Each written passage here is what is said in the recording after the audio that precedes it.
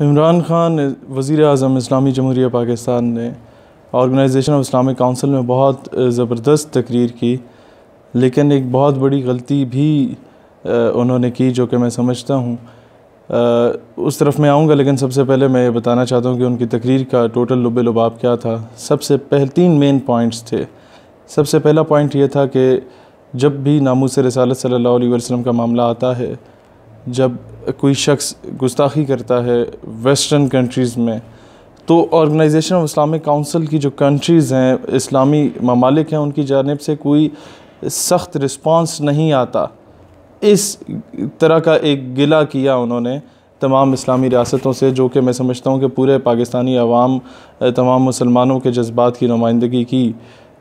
दूसरा पॉइंट उनका ये था कि एक इस्लामोफोबिया का एस्पेक्ट जो है वो वहाँ पर पाया जाता है कि इस्लाम से डरने वाला कॉन्सेप्ट पाया जाता है, और कोई भी दहशतगर्दी अगर कहीं पर होती है, अगर उस बंदे के नाम के साथ कोई मुस्लिम नेम आता है तो उस दहशतगर्दी को इस्लाम के साथ जोड़ा जाता है। लेकिन जैसे कि वाक़या जो न्यूजीलैंड में पेश आया, उसमें वो दहशतगर्दी करने वाला बंदा ईसाई था, तो उसका मज़हब नहीं बताया गया। कहा गया कि जी ये मेंटली रिटार्डेड पर्सन था, यानी कि उसका जहनी तवाज़ुन ठीक नहीं था। तो ये डुअल जो रिस्पांस होता है, दोगला रवैया होता है इंटरनेशनल कम्युनिटी का, उसको बहुत ज़बरदस्त तरीके से एक्सपोज़ किया वज़ीर आज़म ने। तीसरा उन्होंने पॉइंट ये पेश किया कि जी साइंटिफिक एस्पेक्ट से काफ़ी रिफॉर्म्स लाने की ज़रूरत है इस्लामी उम्मा में, और उसमें उन्होंने कहा कि हमारे पास इस तरह के स्पेशलिस्ट मौजूद हैं जो कि आपको हेल्प आउट कर सकते हैं। अब जो तीसरा पॉइंट था उसका उन्होंने हल बताया। पहला पॉइंट जिस पे उन्होंने पिछले 6 महीनों से जो हम तकरीरें कर रहे हैं, और वो आवाज़ पूरी पाकिस्तानी कौम की आवाज़ बनी कि जिस तरह होलोकॉस्ट पे यहूदियों ने एक कानून साजी की, इस तरीके से अब ये जो चीज़ें मैं बता रहा हूँ, जो लोग टेक्निकलिटीज़ देखते हैं स्पीचेस की, या जो लोग डिप्लोमेटिक एस्पेक्ट को समझने वाले हैं, वो मेरी इन बातों को समझ पाएंगे। मैं जज्बात से हट के बातें कर रहा हूँ आज, क्योंकि कई इस तरह की चीज़ें होती हैं जो कि आप समझाने के लिए करते हैं, सिर्फ काउंटर नैरेटिव नहीं देते। तो वो ये है कि हम लोगों ने जिस तरह चले पहले उस तरफ जाते हैं, जिस तरीके से होलोकॉस्ट पे कानून साजी हुई कि कोई शख्स यहूदियों के उस होलोकॉस्ट के ख़िलाफ़ बात नहीं कर सकता, ये कानून साजी की गई प्रॉपर। इसी तरीके से ये कानून साजी होनी चाहिए कि कोई शख्स नामूस रिसालत सल्लल्लाहु अलैहि वसल्लम के मामले में कोई हुज़ूर सल्लल्लाहु अलैहि वसल्लम की ज़ात मुबारक या उनकी शान में किसी किस्म की गुस्ताखी ना कर सके, इस पे पूरी कानून साजी होनी चाहिए। अब इमरान खान का ये पॉइंट ऑफ व्यू बिल्कुल दुरुस्त था कि जितना अकीदत, जितना इश्क, जितनी मोहब्बत मुसलमान करते हैं हुज़ूर सल्लल्लाहु अलैहि वसल्लम से, अपनी जान निछावर करते हैं उन पे, ये बताना चाहिए मग़रिब के लोगों को हमारी जानिब से कि यार हमारे जो जज्बात हैं उनको ठेस पहुंचती है इस तरह की हरकत से, जो ये गुस्ताखाना बातें की जाती हैं या खाके शाया किए जाते हैं। लेकिन जो गलती की है इमरान खान ने वो ये की है कि इस चीज़ पर तकरीर करना इज़ नॉट एन अचीवमेंट, इसको इम्प्लीमेंट करना डेट इज़ एन अचीवमेंट। कि यूनाइटेड नेशन में इम्प्लीमेंट करना तो दूर की बात, OIC से जो मुतफ़िका तौर पे एलानिया जारी हो, उसमें एक चीज़ बहुत इंपॉर्टेंट है जिसकी तरफ इशारा नहीं किया गया। उन्हें चाहिए था कि इस पे पूरा एक होमवर्क करके लाते, और जब भी कोई भी मुल्क अपनी कोई चीज़ अप्रूव कराना चाहता है यूनाइटेड नेशंस में या ऑर्गेनाइजेशन ऑफ इस्लामिक काउंसिल में या इस तरह के किसी भी आलमी इत्तेहाद में, तो वो एक होमवर्क करता है। उसके साथ जो वज़रा आते हैं या जो टीम आती है, जिस तरह इमरान खान के साथ वज़रा की टीम गई, वो सिर्फ सेल्फियाँ बनाने में मसरूफ़ थी। जो वज़रा की टीम होती है वो जाके लॉबी बनाती है, लॉबीज़ क्रिएट की जाती हैं, मुख्तलिफ जो ममालिक वहाँ पर आए होते हैं उनके एम्बेसडर्स से मिला जाता है, उनके नुमाइंदों से मिला जाता है, उनकी लीडरशिप से मिला जाता है, उन्हें जाके वो पेपर वर्क दिया जाता है और कहा जाता है कि जनाब हम इस मौजू पे तकरीर करने जा रहे हैं, लिहाजा आपने हमारे मौक़िफ़ की तायीद करनी है और इस पर प्रॉपर कानून साजी करनी है, ताकि कहीं पर भी कोई शख्स अगर गुस्ताखी का मर्तकब होता है तो उसके ख़िलाफ़ अमली तौर पर एक्शन लेने की ज़रूरत है, उसके ख़िलाफ़ कौन सी सज़ा मुकर्रर होनी चाहिए, इस बात को इम्प्लीमेंट करने की ज़रूरत है। अब ये चीज़ कहीं पर भी हमें नज़र नहीं आई ऑर्गेनाइजेशन ऑफ इस्लामिक काउंसिल के इजलास में।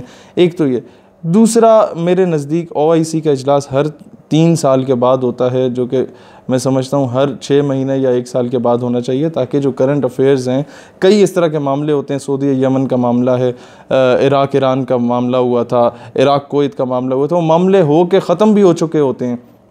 हम लोगों का जब इजलास का वक्त आता है तब वो सारे नॉन इश्यूज़ कहलाते हैं, यानी कि वो इशू रहते ही नहीं हैं। जितना फसाद या कत्ल व गारत होनी थी वो हो चुकी होती है। अच्छा, अब दूसरी बात ये ज़रूर कहा गया कि जी इज़राइल ज़्यादती कर रहा है फ़लस्तीनियों के साथ, लेकिन ये नहीं कहा गया कि काउंटर नैरेटिव क्या होगा। इस्लामिक मिलिट्री अलाइंस हमने बनाया, उसी अलाइंस के एक मरकज़ी इजलास में हम लोगों ने डोनाल्ड ट्रंप को बुला लिया बतौर मेहमान ख़ुसूसी, और वो आके ख़िताब में कहता है कि जी हिज़्बुल्लाह और हमास जो हैं वो दहशतगर्द तंजीम है, उसको दहशतगर्द डिक्लेयर किया गया। यही 2 तंजीमें थी, जो एक Sunni school of thought lead कर रहा था, एक को शिया स्कूल ऑफ थॉट लीड कर रहा था। यही दोनों तंजीमें हिज़्बुल्लाह और हमास जो है वो फ़लस्तीन में लड़ रही थी इज़राइल के ख़िलाफ़। अब उनको इस्लामिक मिलिट्री अलाइंस की मीटिंग में आके दहशतगर्द करार दे के चला गया डोनाल्ड ट्रंप, और यहाँ से किसी ने चूँ चना भी नहीं की, किसी ने कोई उसकी मजम्मत भी नहीं की। और दूसरी बात यह है कि जनाब इस्लामिक मिलिट्री अलाइंस बना क्यों है? अमेरिका, इंडिया, इज़राइल को आंखें दिखाने के लिए बनना चाहिए था ना एक अलाइंस, उम्मत मुस्लिमा की अफवाज का अलाइंस। तो उसमें अमेरिका के सदर को बतौर मेहमान ख़ुसूसी बुलाने की क्या तुक बनती थी? अब लॉबी किस तरह क्रिएट की जाती है, मैं आपको अपनी एक बहुत छोटी सी एग्जांपल देता हूँ। कई 90% हमारे सेमिनार्स इस तरह होते हैं मुख्तलिफ़ तालीमी इदारों में या मुख्तलिफ़ ऑडिटोरियम्स में, जहाँ पर 60-70% या 70-80% और कभी कभार तो सारे के सारे स्पीकर्स लिबरल होते हैं, और एक मैं होता हूँ जो कि मजहबी सोच का या मजहबी सोच कही जा सकती है या नज़रियाती शख्स कहा जा सकता है, जो मैं होता हूँ। अब लॉबी किसे कहते हैं? लॉबी ये होती है कि मैं जहाँ पर भी जाता हूँ पहले मैंने फ़ेसबुक पे पोस्ट करनी होती है, मैं वहाँ पर आ रहा हूँ, जिसने मिलना है वहाँ आके मिलेगा। अब जिसने मिलना होता है वो ऑडियंस अगर 400 होती है, उसमें 150-200 अगर मेरे अपने नज़रिए के लोग हो जाते हैं तो ऑटोमेटिकली एक फ़ज़ा कायम हो जाती है मेरी फेवर में। तो मैं बड़ी दिलेरी से जाके बात कर आता हूँ, किसी की ज़रूरत नहीं आती बीच में आके चूचरा करने की। एक तो ये लॉबी क्रिएट हो गई मेरी। दूसरी जो असल लॉबी क्रिएट करना होता है उसमें मैं ये सबसे पहले खंगाल लेता हूँ कि जो 12-14 मुकर्रिरीन उस कॉन्फ्रेंस की जीनत बन रहे हैं, उनमें से कौन से ऐसे हैं जिनके साथ मेरा राब्ता पहले का है, और कौन से ऐसे हैं जो कि मेरे अगेंस्ट नज़रिए की बात करने वाले लोग हैं। 3-4 ऐसे होते हैं जो दो टोक जिनका मौक़िफ़ मेरे ख़िलाफ़ होता है। 11 ऐसे होते हैं जो कि बड़े न्यूट्रल होते हैं और जिनसे हमारा राब्ता होता है, न्यूट्रल होते हैं, बर्गर टाइप के। अब उनको मैं सबसे पहले जाके अप्रोच करता हूँ। प्रोग्राम में जाने से पहले मेरा कम से कम भी 3-4 घंटे में इस पर लगाता हूँ, उन सबको कॉल्स करता हूँ, जनाब कैसे हैं आप, तशरीफ़ ला रहे हैं आप? जी मैं बिल्कुल आ रहा हूँ शहीर भाई। तो जनाब अर्ज़ ये है कि मैंने वहाँ जाके ये 3-4 मेन पॉइंट्स पे बात करनी है। हमारा एजेंडा है कि तमाम सियासी और मसलकी इख्तिलाफ़ात को पसे पुष्ट रख के तमाम स्टूडेंट ऑर्गेनाइजेशंस 3 पॉइंट एजेंडा पे, बल्कि 4 पॉइंट एजेंडा पे इकट्ठे हो जाए। नंबर 1 पाकिस्तान की इस्लामिक आइडियोलॉजी का दिफ़ा करना। नंबर 2 नामुस रिसालत सल्लल्लाहु अलैहि वसल्लम के दिफ़ा के लिए। नंबर 3 ख़त्म नबूवत सल्लल्लाहु अलैहि वसल्लम के दिफ़ा के लिए। नंबर 4 इत्तेहाद उम्मत, कि हम लोगों को इस वक्त एक प्लेटफॉर्म पे इकट्ठे होकर इस्लाम के दिफ़ा की बात करनी है, और उसमें जो मैं स्पीच करूँगा आप लोगों ने उसे इंडोर्स करना है। आप लोगों ने अपनी तकारीर में अपना मौक़िफ़ देना है, लेकिन उसके साथ साथ मेरे मौक़िफ़ की हिमायत करनी है। तो 11 स्पीकर वो, और 12वां में जब 12 लोग एक ही टॉपिक पे ऑटोमेटिकली ख़िताब करेंगे तो ऑटोमेटिकली वो पूरे कॉन्फ्रेंस का जो सिनेरियो है वो तब्दील हो जाएगा, और वो किसी भी मौजू पे ऑर्गेनाइज़ की गई हो उसका जो अल्टीमेट जो प्राइम फोकस होगा वो उसी बात पे होगा जो तकरीर मैं वहाँ पर करके आया हूँगा। और बाकी के जो 3-4 स्पीकर्स जो कि दो टोक एक नज़रिया रखते हैं हमारे ख़िलाफ़, वो बेचारे बोल ही नहीं पाएंगे, वो आएँ बाएँ शाएँ करके चले जाते हैं कि यार हाँ जी आप भी दुरुस्त कह रहे हैं, तो आप भी दुरुस्त कह रहे हैं, हमें बड़े प्यार मोहब्बत से रहना चाहिए। वो बेचारे जो कुछ तैयार करके आते हैं वो भी चले जाते हैं, क्योंकि ना तो ऑडियंस उनके फेवर में होती है, ऑडियंस को हम पहले से मोटिवेट कर चुके होते हैं, अपनी फेवर में कर चुके होते हैं, क्योंकि कौम तो हजूम है। तो इस हजूम को बड़े तरीके से मुनज़्ज़म करके अपने फेवर में किया जा सकता है अगर आप प्रॉपर लॉबी बनाएं। इसी तरीके से खान साहब को चाहिए था कि आपके साथ जो फ़ॉरेन मिनिस्टर गए उन्हें जाके मिलना चाहिए था सबसे पहले तो सऊदी शेख को, और बताना चाहिए था कि जनाब हम ये बात करेंगे, लिहाजा आपने एंडोर्स करना है कि अगर कोई शख्स गुस्ताखी करता है तो उसके ख़िलाफ़ सख्त कार्रवाई की जाए, और उसके साथ साथ कानून साजी की जाए, और उसके साथ साथ जो भी गुस्ताखी करता है, अगर उसका मुल्क उसके ख़िलाफ़ किसी किस्म का एक्शन नहीं लेता तो उस मुल्क का मुकम्मल सोशल, इकनॉमिकली, सोशली हर किस्म के ताल्लुकात ख़त्म करने चाहिए, उसका बाइकआउट करना चाहिए। ये चीज़ अगर एलानिया हम लोग दे देते हैं, 60-70 मुल्क मिल के, इस्लामी ममालिक या 56 मुल्कों का जितना भी है, वो अगर ये काम करते हैं तो एक बड़ा स्ट्रॉन्ग मैसेज जाता है वहाँ पर, जो कि अनफॉर्चुनेटली ये गलती की वज़ीर आज़म ने और ये बात नहीं हुई, वो सिर्फ़ तकरीरें और फ़ोटो सेशन की हद तक रहा और वापस कॉन्फ्रेंस ख़त्म हो गई। अब अल्टीमेटली जब भी कश्मीर में जुल्म होता है या फ़लस्तीन में जुल्म होता है तो मुतफ़िका तौर पे जो करारदाद आती है कॉन्फ्रेंस के एंड पे, वो ये आती है कि जनाब कश्मीर में भारतीय मज़ालिम की ऑर्गेनाइजेशन ऑफ इस्लामिक काउंसिल मज़म्मत करता है। भाई what the hell it is कि जी मज़म्मत करता है। मज़म्मत क्या चीज़ होती है?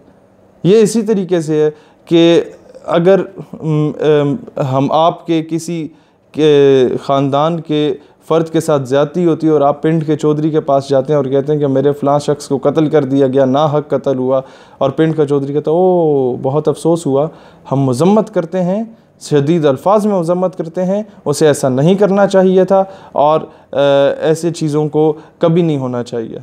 तो आप पिंड के चौधरी की शक्ल नहीं देखेंगे कि यार उल्लू के पट्टे, माजरत के साथ उल्लू के पट्टे, इस तरह की बातें हमें नहीं चाहिए।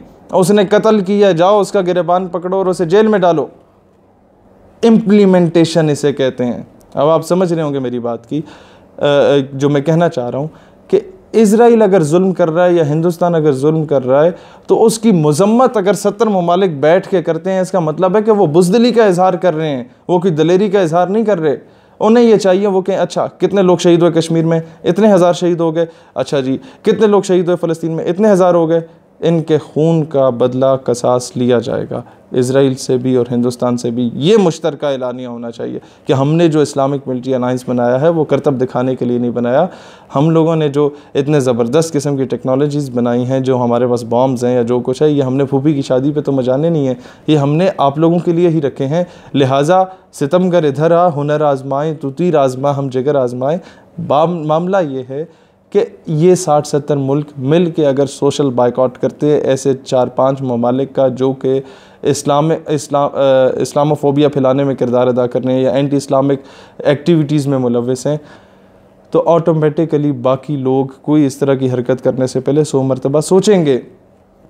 तो इस चीज़ पे काम करने की ज़रूरत है। इंडिया हमेशा कश्मीर के केस को किस तरह तरखा देता है। 1948 में करारदाद पेश की गई थी यूनाइटेड नेशन में कि the issue of Kashmir should be resolve according to the basic rights of Kashmiris, according to the मतलब जो कश्मीरी चाहते हैं उसके मुताबिक, either if they want to annex themselves with Pakistan और they want to annex themselves with India और to become a separate homeland, जो कश्मीरियों की उमंगें हैं उसके मुताबिक वो केस रिजॉल्व किया जाए और वहाँ पर रेफरेंडम हो। 1948 से लेके अब तक 71 साल हो चुके हैं, उस केस को किसी ने फॉलो नहीं किया।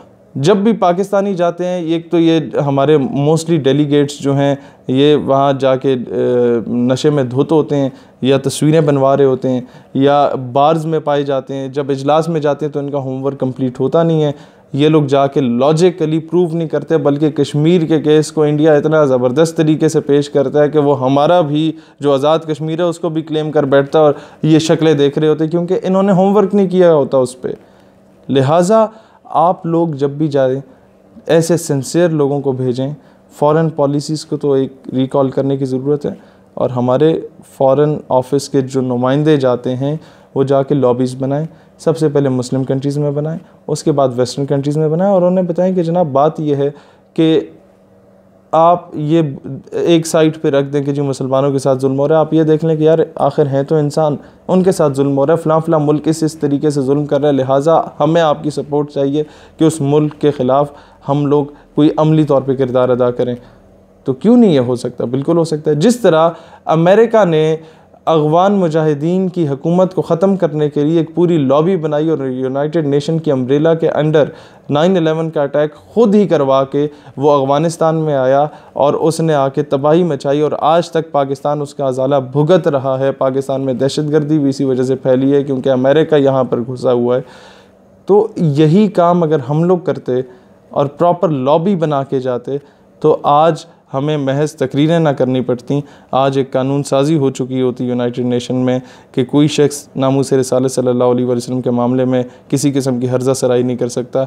लिहाजा मेरी इल्तिजा है, दरख्वास्त है हुकूमत पाकिस्तान से कि अगली बार जब भी आप लोग जाते हैं तो सिर्फ तकरीरें करने ना जाएं और कौलो फेल में तजाद भी ना रखें। आप लोगों ने वहाँ पर तो चले जाके बात की, लेकिन आपने ही अपने दौरे हुकूमत में आसिया मलूना को रिहा किया। आपने ही अपने दौरे हुकूमत में एक कादियानी बुक सेलर जो कि गुस्ताखी का मरतकब था, कोर्ट ने उसे रिहा करते हुए कहा कि जनाब इसका जुर्म साबित है, ये गिल्टी प्रूव है, ये मासूम नहीं है, लिहाजा हम इसे फिर भी रिहा करते हैं। इसलिए रिहा करते हैं क्योंकि जितनी जेल में इसने उम्र गुजार दी बस वही इसकी सज़ा थी। लिहाजा जब तक प्रैक्टिकली सज़ाएँ आप अपने घर से शुरू नहीं करते, गुस्ताखों को टंगते नहीं हैं, तो आप इंटरनेशनल लेवल पे जाके कभी भी आपकी बात की वो वेटेज नहीं हो सकती सिवाय तस्वीरें खिंचवाने के। तकरीरें तो हमारे मोहल्ले के मौलवी साहब आपसे ज़्यादा अच्छी कर लेते हैं। तकरीर करना महज that is not an achievement. जो बातें आपने की हैं उसको प्रैक्टिकली इम्प्लीमेंट करें, दैट इज़ एन अचीवमेंट। एक तरफ तो आप वहाँ जाके नामूस रिसालत की बात करते हैं, लेकिन दूसरी या ख़त्म नबूवत की बात करते हैं, दूसरी तरफ आपका ही साबिक चीफ जस्टिस आपका ही डैम फंड के तहरीक के लिए जब जाता है किसी दूसरे मुल्क में तो कादियानियों से चेक वसूल करता है जिस पर लिखा होता है अहमदिया मुस्लिम कम्युनिटी।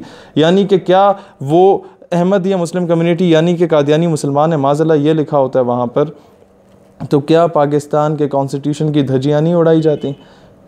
आप जब तक साकिब निसार के उस एक्ट पे उसके ख़िलाफ़ कार्रवाई नहीं करते अमली तौर पे, उसके ख़िलाफ़ सुप्रीम जुडिशल काउंसिल में नहीं जाते, हुकूमत को चाहिए इस तरह की चीज़ों को देखे। तो आप जब इस तरह की चीज़ें अपने मुल्क में नहीं करेंगे तो दूसरे मुल्क को जाके आप क्या लेसन देंगे कि जी नामूस रिसालत पे दर्ज खड़े हो? ये चीज़ें आप लोगों को अपने ही ग्राउंड लेवल से, अपनी स्टेट से शुरू करनी होंगी, तब आप इंटरनेशनल लेवल पे जाके आपकी बात की कोई वेटेज होगी। अल्लाह इस्लाम और पाकिस्तान का हामी और नासिर हो। पाकिस्तान पाइंदाबाद।